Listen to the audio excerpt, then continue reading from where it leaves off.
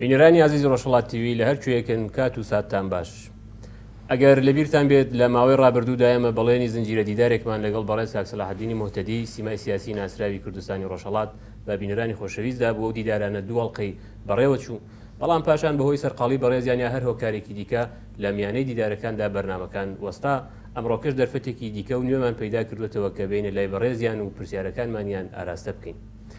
ئەگەر لەبیرتان بێتەر لە سەرەتاشەوەم بەرنامانە محدود نەکرابووەوە بە بابەت و بە مژارێکی تایبەت، بەڵکو هەوڵ درابوو کە پرساکان تێیدا پرسی ئازاد بن و بپەرژێتە سەر ئەو خاڵانەی کە لەوانەیە کەمتر باسکرابێت.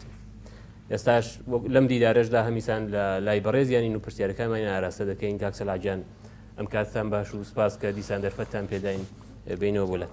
سپاستان دەکەم و کاتی خۆتان باش برا.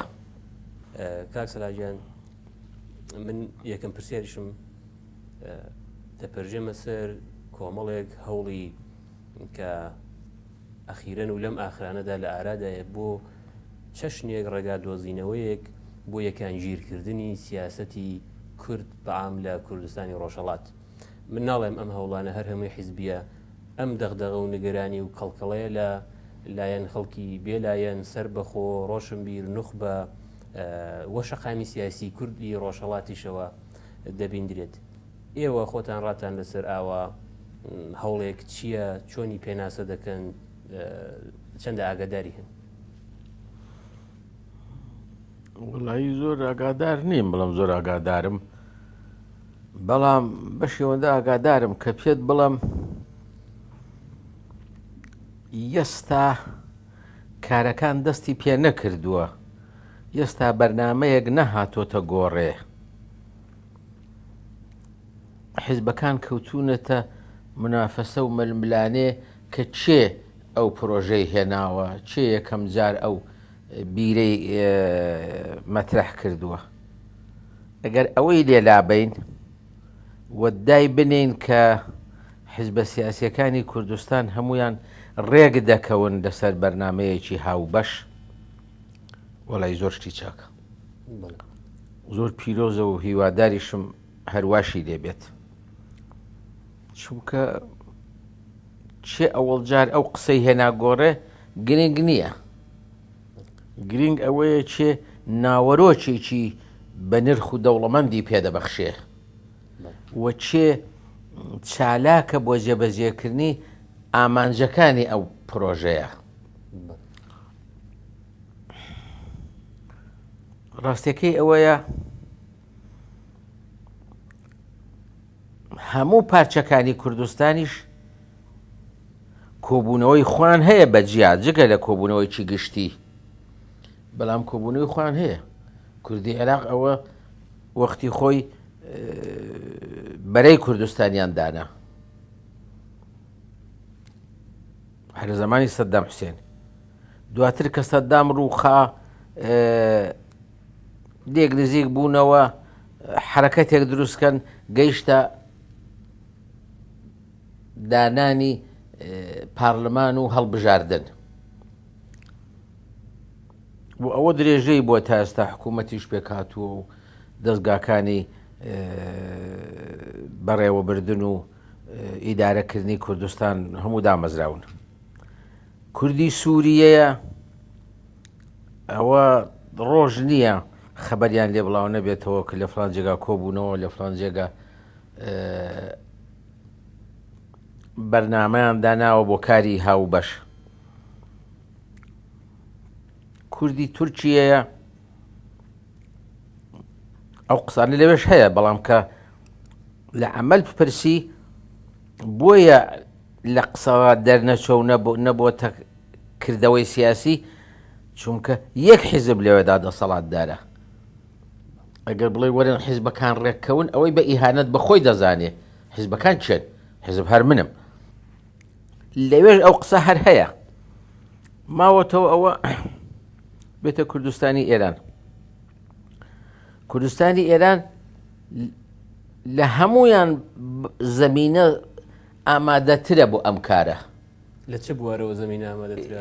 یەک ئەوەیە لە بینی خواندا شەڕیان نییە، حیزبەکان شەڕ بووە، بەڵام زۆر لە مێژە تەواو بووە و ئەلعان بخۆیان دەڵێن دۆست و برادەری یەکترن و سەری یەکتر دەدەن و داوەتی یەکتر دەکەن و ئەوە بخۆی زمینەیەکی باش و لەبارە. دوو ئەوەیە کەس باسییان ناکە، ئەگە بخۆیان باسی خۆیان نەکەن کەس دیان ناپرسێ. ئەوە پارەکە ئاگال لێیە قەرار کرا کۆنگرەی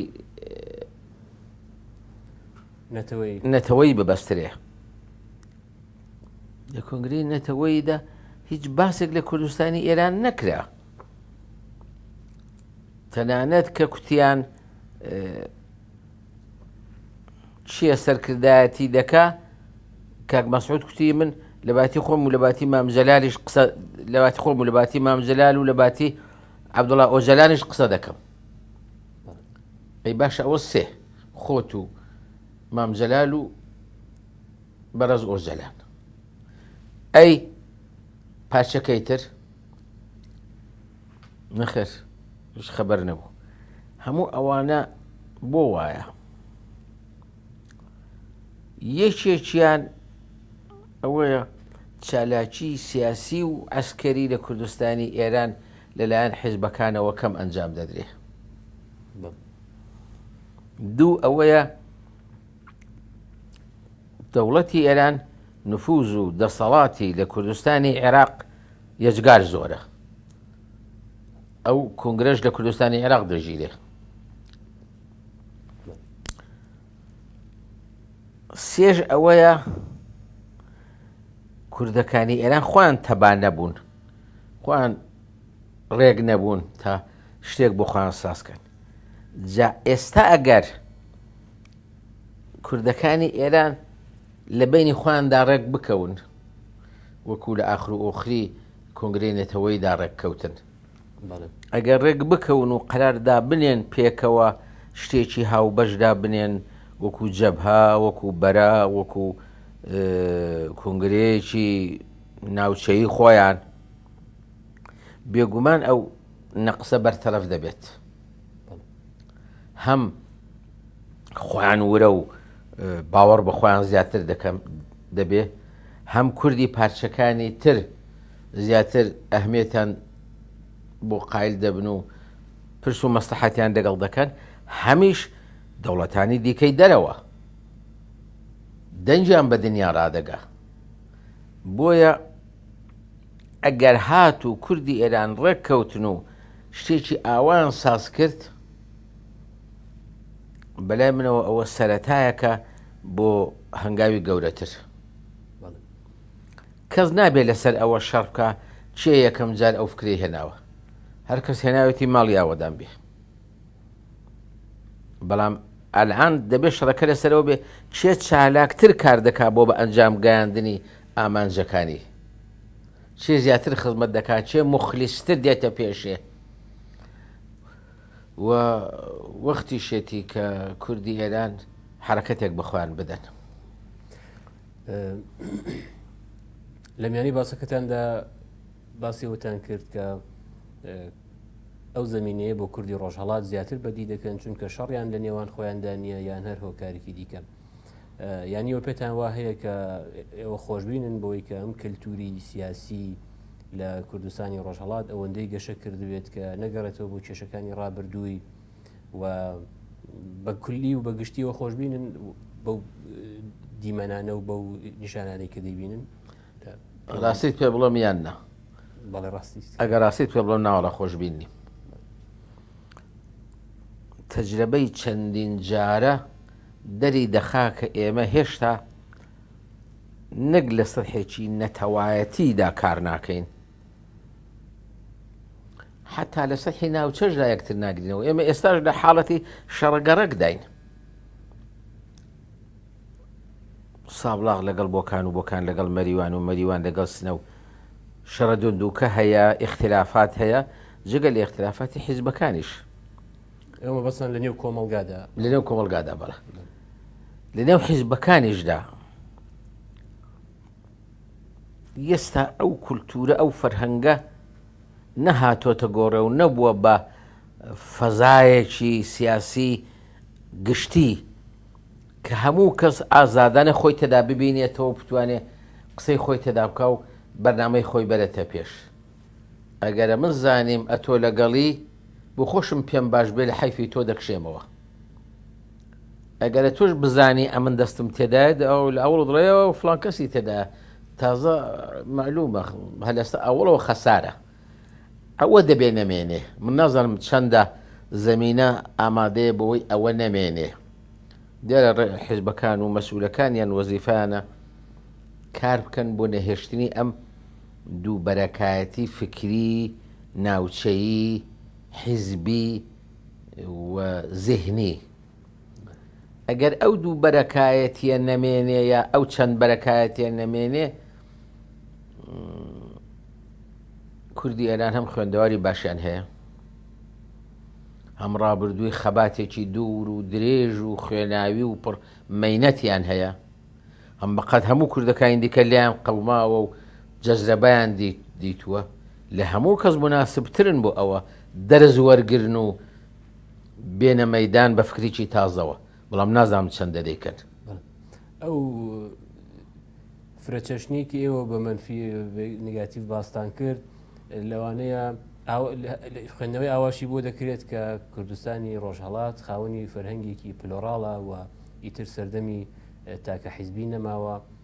ئێوە پێتاوانە تۆزە لەو بارەدا بەدبینن؟ چشتێ بە لایانی مسبەتی لێک دەدەن. وڵا خۆ لە هەموو لایەکەوە هەر بەدبینم، هەر بەتەنێ بۆ ئەوە نا، بەڵام ئەخە سەردەمی تاکە حیزبی نەماوە. بەڵە وایە ئەو زەمان ڕۆیی کە لە ئێران حیزبێک بڵە ئەمن نوێنەری تەواوی خەڵکم، نوێنەری تەواوی گەلم، کەس نوێنەری هەموو میلەت نییە. ئەوەش باشە، بەڵام ئەو جار شێکی دیکە پەیدا بووە. هەموو حیزبەکان ئیدعای ئەوە دەکەن کە نوێنەری ڕاستەقینەن و زۆربەی خەڵکیان لەگەڵە. چۆن پیان بڵێ وان نییە؟ لە هەر حاڵدا ئێستا فەزایەک هەیە، فەزایەکی یەکتر قبولکردن، بەیەکەوە دانیشتن، گوێ لە قسەی یەکتر گرتن.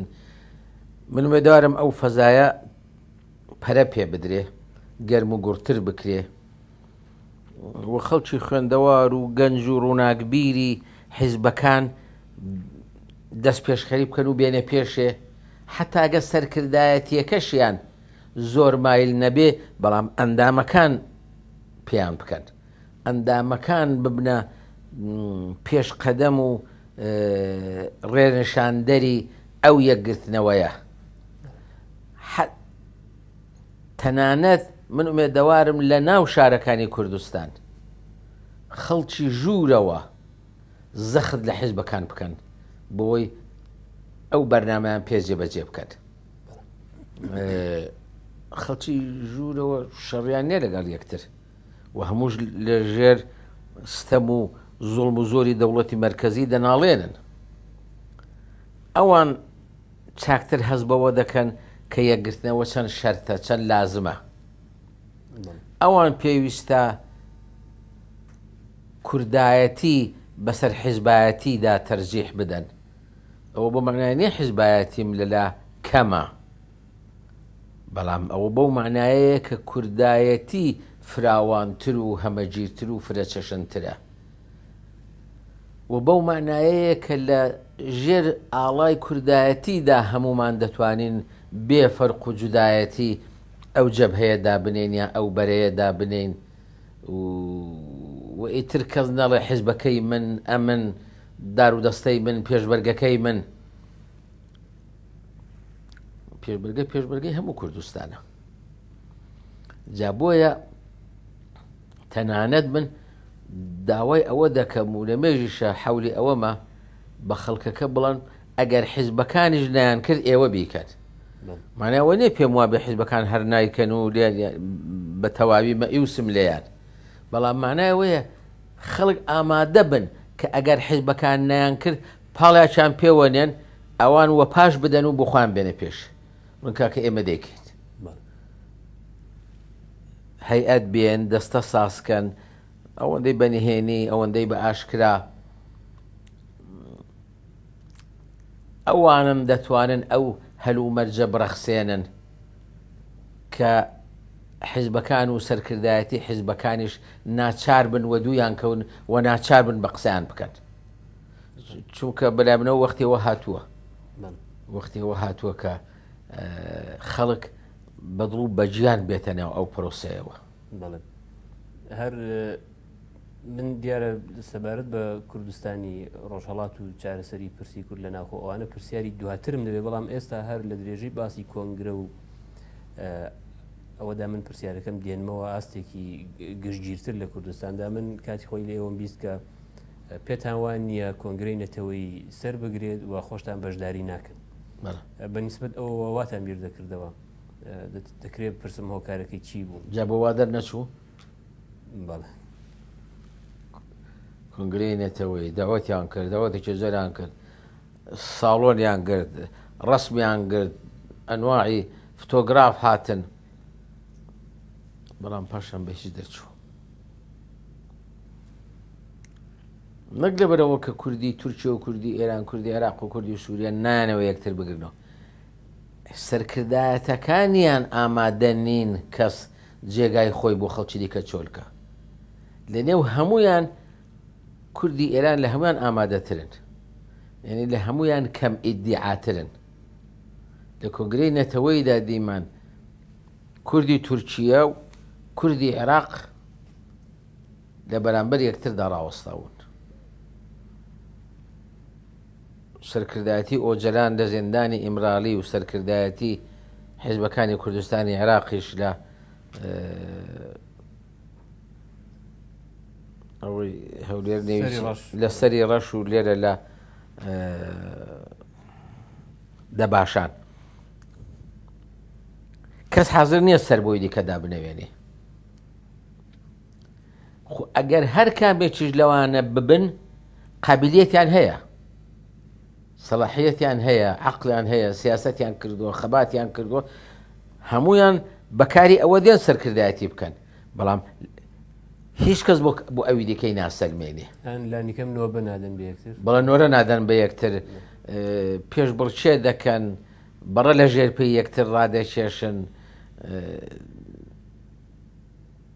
هەموو شتێکیان پێ باشە غەیری ئەوەی غەیری خۆیان ڕئیس بێ بەڵێ ئەوەی کە ئێوە باسی دەکەن لەوانەیە بڕێکیش بگەڕێتەوە بۆ ئەزمموی حیزب و حیزبایەتی ئایا بم پێە ئێوە ئەزمموی حیزب و حیزبایەتیتان لە خەباتی خەڵکی کوردستاندا پێ نگاتیڤە پێ منفیە یان پێتان وایە باوی بەسەر چووە یان ناوەڵا پێم وانێ نگاتیڤ بێجاگەن ئەوە نگاتیڤ بێ و بێ سەمەربایە ئەی ئەمە لێرە چمان دەکرد ئەو هەموو عالەمە ئەو هەموو خەڵکە بە داوەتی حیزبەکان هاتۆتە دەرێ بە داوەتی حیزبەکان چۆتە شاخۆچێ و بە داوەتی حیزبەکان تفەنجی هەڵگرتووە ئەلعانش بە داوەتی حیزبەکان خەباتی نهێنی دەکا ئەوە خوا نەخواستە ئەوە جا چۆن ئەوە نگاتیڤ بێ بەڵام خاڵی نگاتیڤی تێدایە ئەوەی ئێمە پێویستی ئیسلاحی بکەین ئەو خاڵانەیە دەناخودی چەمکی حیزب نەخێ چەمکی حیزب چەمکێکی زۆر پیرۆزە و پێشم شت نایە یا نەمبیستووە لە یەک قەڕنی ڕابردوودا هیچ خەباتێک بەبێ تەشەکولێکی حیزبی سەری گرت بێ و سەرکەوتوو بوو بێت ئەخسەن حیزب بیانی بە یەکەوە بوون چۆن بە یەکەوە بوون خراپە بە یەکەوە بوون خراپ نییە بەڵام فەرهەنگی ڕەقابەت و ململانێ بانەمێنێ فەرهەنگی یەکتر ڕەتکردنەوە و یەکتر قبول نەکردن دەبێنەمێنێ لە باتیان فەرهەنگی هاوکاری بێتە گۆڕێ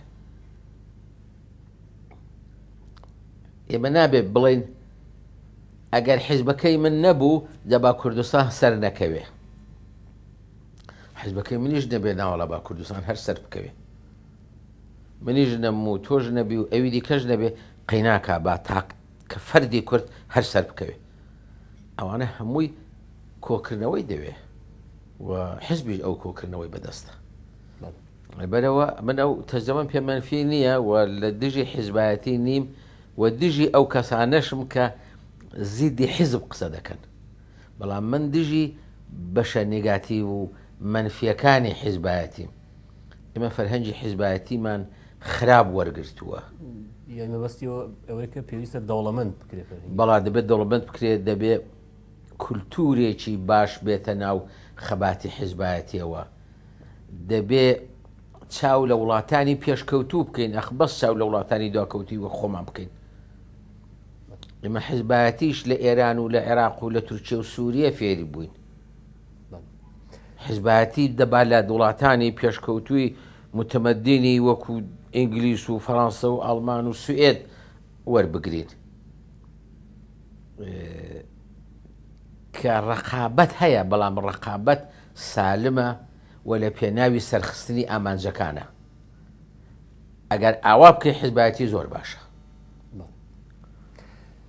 بگەڕێمەوە بۆ پرسی کورد لە بۆ ناگەڕێەوە کوردستانی ڕۆژهەڵات. بەڵێ چارەسەرەکانی کوردی ڕۆژهەڵات بەهۆی دۆخێکی کە حاکمە، بەهۆی ستەمکاری و داپۆسینی دەستگای حاکمەوە بێت، بە هەر حاڵ نخبەی سیاسی کوردی ڕۆژهەڵاتی لە دەرەوەی سنوورەکان، لە دەرەوەی سنوورەکانیش هەرچەندە کە بە نیسبەت باقی ئێرانەوە کورد ڕێکخراوترە، تۆکمەترە و متشەکلترە، بەڵام هەمیسان بەو هۆکارانی کە باسم کرد زۆر چەڕدەندەکانیان لەگەڵ چەڕدەندەی کۆمەڵگە خۆیان دەرگیر نییە.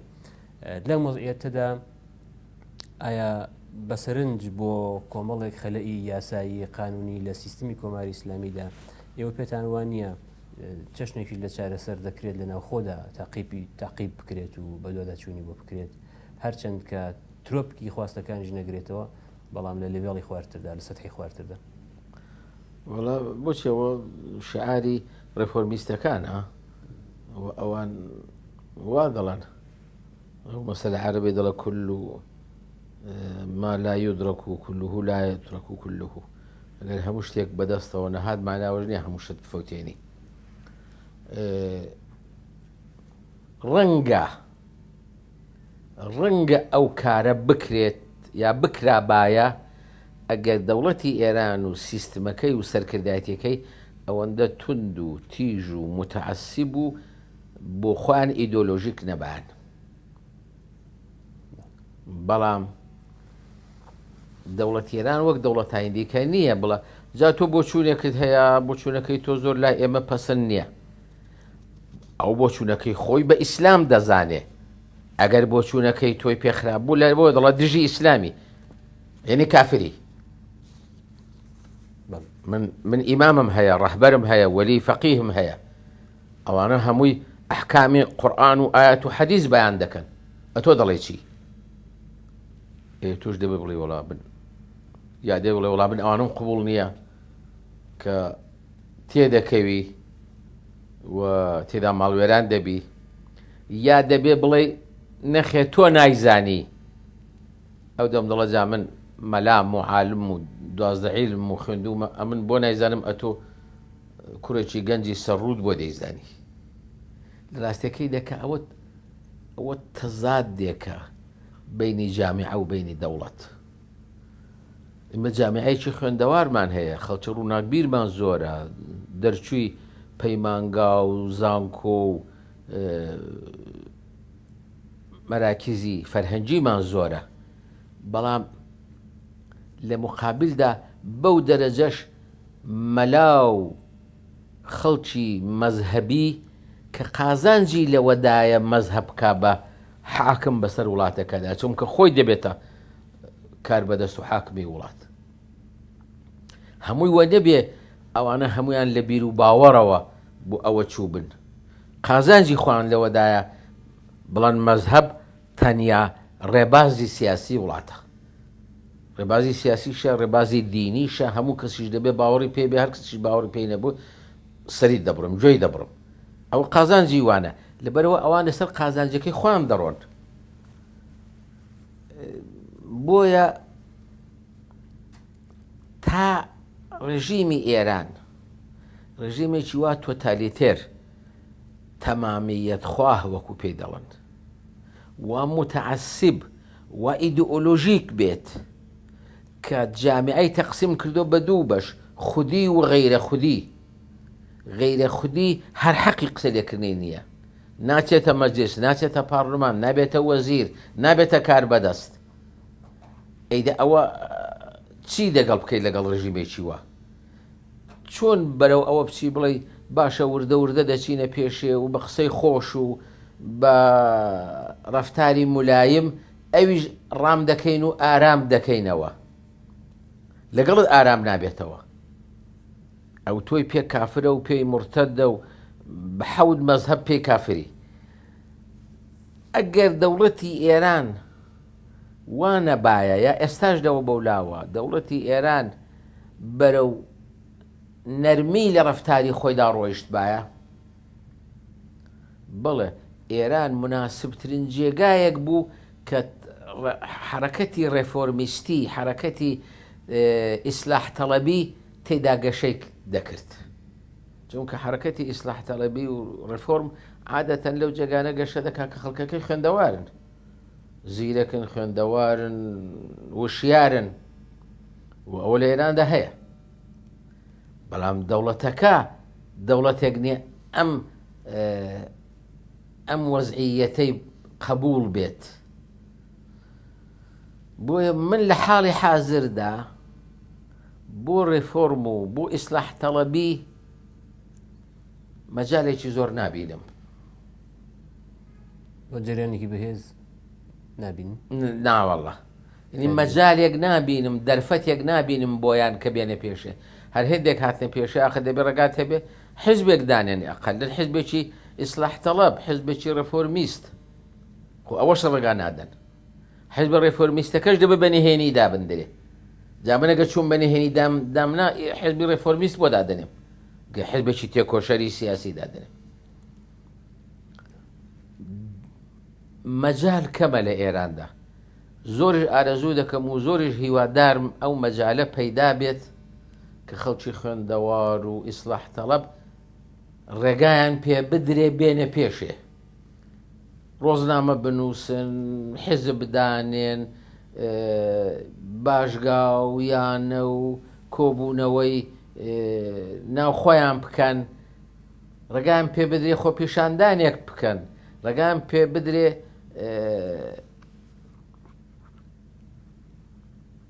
مانگرتنێک بکەن، ڕێگایان پێ بدرێ ئیعتیسابێک بکەن،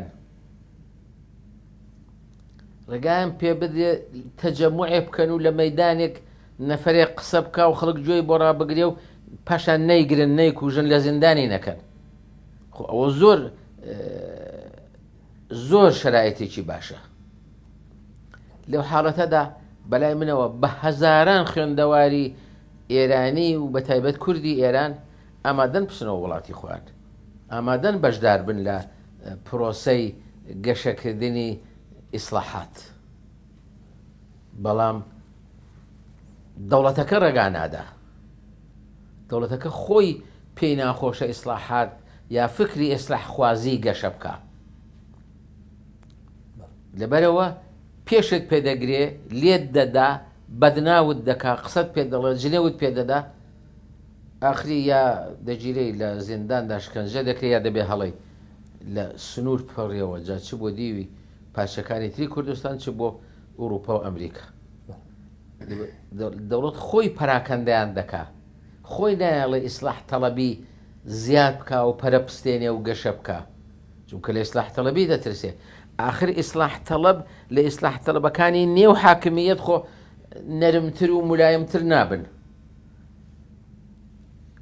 کافریش نەبوون، هەمویان لە باتی 5% 10% نوێژیان دەکرد، هەموو وەزیر بوون لە کابینەی پێشووتردا، خۆشیان کاندید کرد بۆ ڕیاسەتی جمهور، خۆیان کاندید کرد بۆ نائیبی ڕێی جمهور، بۆ وەزیر، بۆ وەکیل، واش بوون زووتر وەزیر ببوون، سەلاحیەتیان تەیید کرابوو، مەجلیسی پێشوو قبوڵی کرد بوو. بەڵام کە دەستیان کرد بە کارکردن و دەوڵەت نیگەرانی ئەوە بوو کە سەرکەون، لێدان و پەراکەندەی کردن و ئیتیهامی پێواردکردن و کردنی بە لادەر و مرتەد و بێدین. بۆیە دەوڵەت خۆی مەجالەکە نادا کە ئیسلاح تەڵەبی گەشە بکە.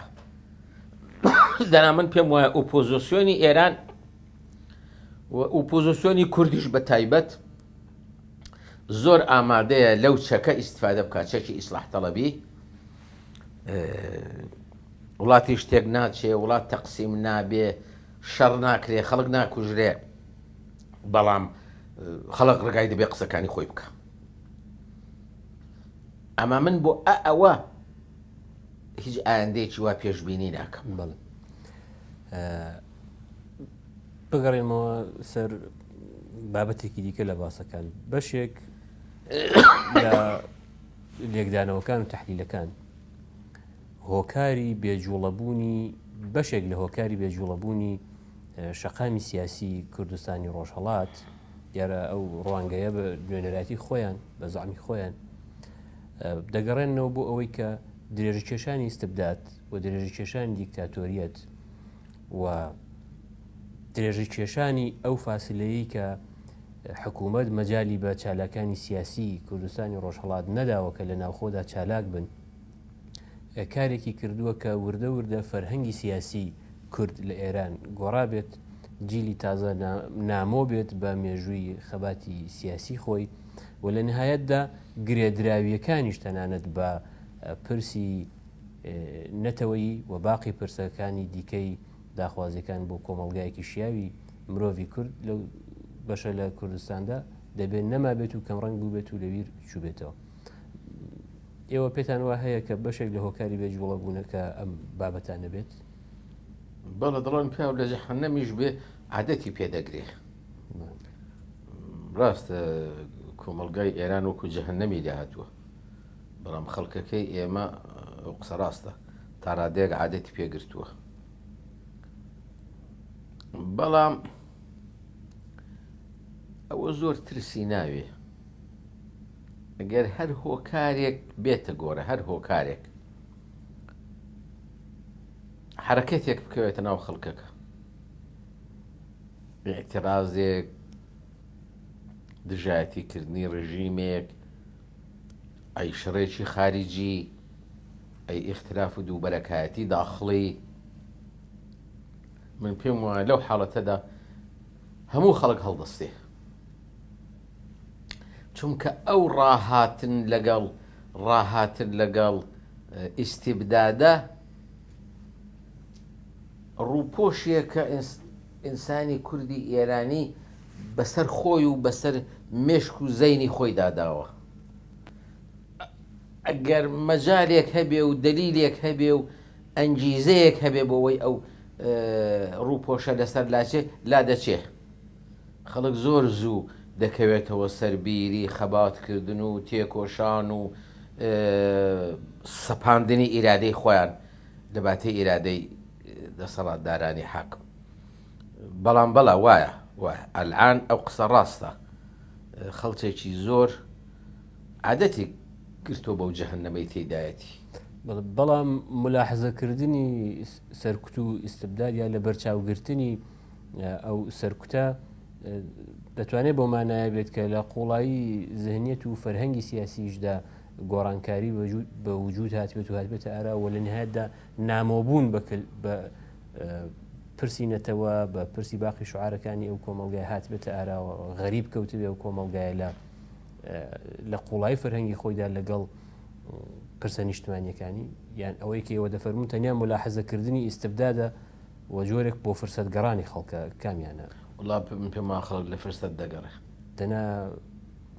دەنا لە قوڵایی عەقڵی سیاسی هاوڵاتی کوردیدا مەیلی خەبات و مەیلی مبارەزە و مەیلی گەیشتن بە ئازادی هەر هەیە، بەڵام ئەو مەیلە خۆڵەمێشێکی بەسەر دادراوە، ئاگرەکە لەژێر خۆڵەمێشەکەدایە. دلیلێکیش بۆ ئەوە کە بۆ لەبیر خەڵک ناچێتەوە یەکیان ئەوەیە کە خۆشەویستی ئازادی شتێکی تەبیعی ئینسانە، هەر ئێمە نین و هەر لە کوردستانی ئێرانین، لە هەموو دنیا کۆمەڵگا ئارەزووی ئازادی هەیە، ئارەزوی تەرەقی هەیە، ئارەزوی دموکراسی هەیە. دووش ئەوەیە فاسیلەیەکی واژ نەکەوتووەتە بەینی دەورەی خەبات و دەورەی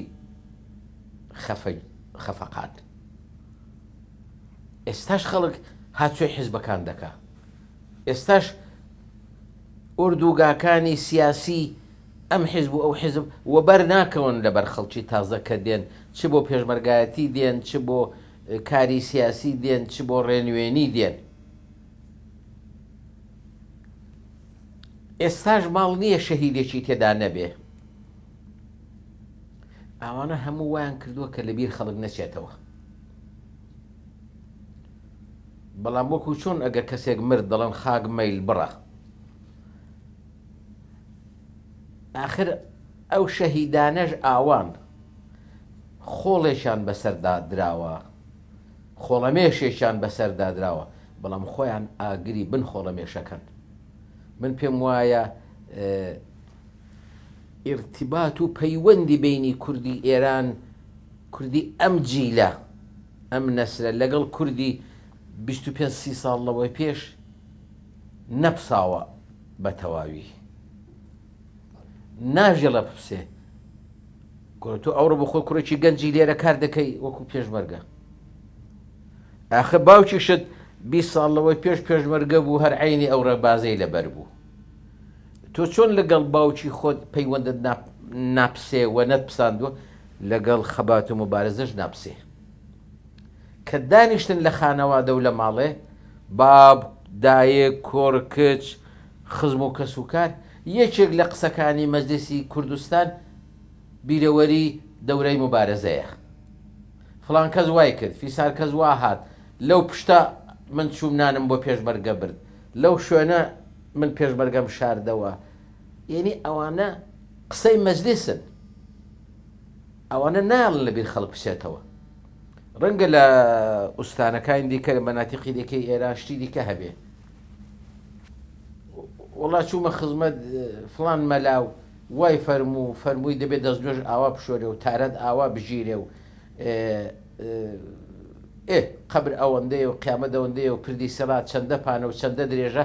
ئەوانە بوو بنە قسەی مەجلیس، یا مۆدێلی تازەی ماشێن و چی هاتۆ و چی جوانە و چی جوان نێ و. بەڵام لە لای ئێمە ڕاستە خۆ باسی ئەوانش دەکرێت، بەڵام باسی زۆرتر باسی ئەو خاتراتەیە کە نەسلی دوایە دەیدا بە نەسلی ئێستا. خاتراتی مبارزە و خەبات و لەو سەربانە تەقایان کرد و لەو شوێنە وا بوو، ئەلێرە وامان کۆت، فڵان کەس هات شەوێنی وە شەوێ کۆبوونەوەی پێکردین. هەموو ئەوانە بوونە خاتراتی عمومی. ئەگەر هیچ مەجال هەبێ چیرۆک و کتێبەکانیش لەو بۆ لەوە هەر لەسەرەوە دەنووسرێت، چونکە زۆر بابەتی خۆشیان تێدایە بۆ ڕۆمان. من سەردەمێک زەوقی ڕۆمان نووسینم هەبوو. بەڕاستی هیچ شتێک بەقەت ڕووداوەکانی کوردستانی ئێران و ئەو چەند ساڵە دەوڵەمەند نییە بۆ نووسینی ڕۆمان و چیرۆک و جێرانەوەی نەقڵ، جا هەر لە نەقڵ بۆ منداڵان ڕا تا نەقڵ بۆ پیاوی گەورە. ئەو نەقڵانە، ئەو چیرۆکانە لەبەر ئاگردان جا بەو زستانە ساردەش لە ژێر کورسی، ئێستا گازیش هاتووە، حتمەن کورسی گازیش پەیدا بووە. ئەوانن کە ڕابطەی ڕۆحی دوو نەسل ڕادەگرن. ئەو خاتراتەیە نایڵێ زەوقی مبارەزاتی کەم ڕەنگ ببێتەوە. بەڵام بێجگە لەوەش ئەساسەن میلەتان مایل بە ئازادی و مایل بە مبارەزە هەر هەن، مایل بە دموکراسی هەر هەن، و ساڵ بە ساڵ و بەڵام ڕۆژ بە ڕۆژیش شتی تازەتر دێتە گۆڕێ کە خەڵک داوای دەکا. مافی ژنان چۆن بێ؟ گەنجان دەبێت چی بکەن؟ چۆن خۆت لەگەڵ جامیعەی تازەڕەک بخەی؟ و تێکنۆلۆژی تازەش دێتە گۆڕێ، چۆن ئیستفادە لە تێکنۆلۆژی بکەی؟ ئینتەرنێت و فەیسبووک و چەندین شتی ئاوا کە من هەمویان نازانم پەیوەندیت ڕادەگرن لەگەڵ ڕابردوو ناڵەن پەیوەندیت بپسێ هەر ئاوات کرد ڕسمی ڕەفیقێکی خۆت دەبینی کە پارەکە شەید بووە ڕسمی برایەکی گەورەت دەبینی کە قاچێکی پەڕیوە ڕسمی باوکت دەبینی کە سەربانەکە بەستای داڕوخاوە چاوێکی کوێر بووە هەموو ئەوانە وا دەکەن تۆ لە نێو محیتی پێشوودا دەژی ناپسەی باوەڕتان بەوە هەیە کە دەستگای باوەڕسازی کۆماری ئیسلامی ئەم بەحسەش بەحسێکە کە لە ئارادا هەیە و دەستگای شکەڵدان بە جۆری بیرکردنەوەی کەلتوری خەڵک لە کوردستاندا هەرچەند لە هەموو ئێراندا بەڵام لە شاخەیەکیشدا بۆ کوردستان هەوڵی ئەوە دەدا کە ئەم مێژووە بپسێنێت ئەم کەلتورە ئەوەس بکات بیگۆڕێت بەدناوی بکات ئێوە باوەڕتان بەم ئەمە بە تێوەری تەوتەئە دەزانن یان وەک تکنیک لەلایەن دەسەڵاتدار و باوەڕتان پێ هەیە ناوەڵڵا باوەڕم زۆر پێ هەیە کە زۆر حەول دەدەن هەموو کار و بەرنامان و بەشێکی زۆری پوڵ و پارێکیانە سەرفی دەکەن بەوەی ئەو فکرە بەردەمێشی خەڵکەوە بەڵام ئاخر ناچێ ئەگەر چوو باە وەگەر دەوڵەتی ئێران بیزانی باە تەبلیغاتەکەی لە کوردستان مؤەسیر بووە ڕێگای پێدەدان بێن حیزبێک سازکەن حیزبێکی وابەستە بە دەوڵەت تەنانەت حیزبێکی وابەستە بە دەوڵەتیش ڕێگای نادەن چونکە دەزانن ئەو حیزبە هەر 6 و 7 و 10 کەسی وای تێدایە تۆ وەکو دەوڵەت بتوانی قسەی دەگەڵ بکەی و باوەڕی پێ بکەی و بیهێنێ پێشێ و کاری بدێ دەست دوایە خەڵکێکی دیکە دێن 1 2 3 10 20 100 هزار دیێنە ناو حیزبەکە ئەوە کۆنتڕۆڵ ناکرێت ئەوە لە دەرونی خواندا دژایەتی ڕژیمیان هەڵگرتووە حیزبەکەی خۆیان لێ دەبێت بە کۆت و بەند دەچێتە ملیانەوە لەبەرەوە دەوڵەتیران لەو دەوڵەتانەیە کە وەکوتم ڕێفۆرم هەڵناگرێ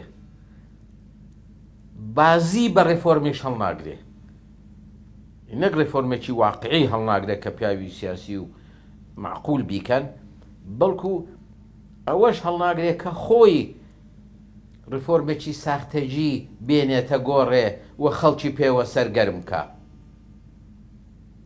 چونکە دەزانێت ئەوەش پاش بینێک دەگۆڕێ نستێکی دیکە دێ حیزبەکەش هەیە تەشکیلاتی هەیە خەڵکێکی زۆر دێن لە دەرووندا دەیگۆڕن دەیکەن بە شتێکی دژی ڕژیم لەبەرەوەیە کە تا ئێستا جورئەتی ئەوان نەکرد و ڕێگا بدەن حیزبێکی ساختەش بێتە گۆڕێ و داخوازیەکان بێنێ چونکە ئەو داخوازیانی کە ئەو حیزبە ساختەش دەیهێنێ داخوازی واقعین خۆ حیزبە ساختەکەش دەبێ بڵە ئازادیم دەوێت دەبێ بڵە ڕۆژنامەم دەوێت دەبێ بڵە زمانی کوردی ئازاد بێ دەبێ بڵە کارمەندانی دەوڵەت کورد بن خۆ حەدیە قەلێکەیتر هەرچەندە ئەو تێۆریانەی کە باسی دەکەن لەو بارەدا پیچی دەترەوە تکنیکی زۆر پیچی دەتر لەم بارەیەوە باز دەکرێت بەڵام من لە باسەکەی فعلەن دەگوزارێم و بە سەرنجیشم بۆ نزیکبوونەوەمان لە کۆتایی کات دەپەرژێمە سەر پرسیارێکی دیکە ئەویش ئەوەیە کۆمەڵناسی خەیانەت هەرچەندە لەوانەیە زۆر گرێدراو نەبێ بە باسەکانی هێتا ئێستامانەوە کۆمەڵناسی خەیانەتی نیشتمانی لە کوردستانی ڕۆژهەڵات کەمتر کراوە و ئەم بابەتە بە زانستی نەکراوەوە یەکێک لەو زعفانەی کە هێشتا وەکوونێ لە ئارادایە و ڕێگەی داوە بەو شێوەی کە دەبێت خەتەر و مەترسیەکانی ئەو زعفە لە بزوتنەوەی کوردان نەچێتە نێو خەڵکەوە لەوانەیە هەمان مەسلەی کۆمەڵناسی نەکردنی و بە زانستی نەکردنی و ڕوونکاریەکی زانستیان لەسەری بێتەوە ئێوە چۆنی هەڵدەسەنگێنن خەسارەکانی چین و مێژوەکەی بۆکەی دەگەڕێنەوە بە داوای لێبوردنەوە وشەیەکی ناحەز بنی جاش جەوڵات نەحەز نییە بووە جاش بەشێکە لە واقعەتی جامیعە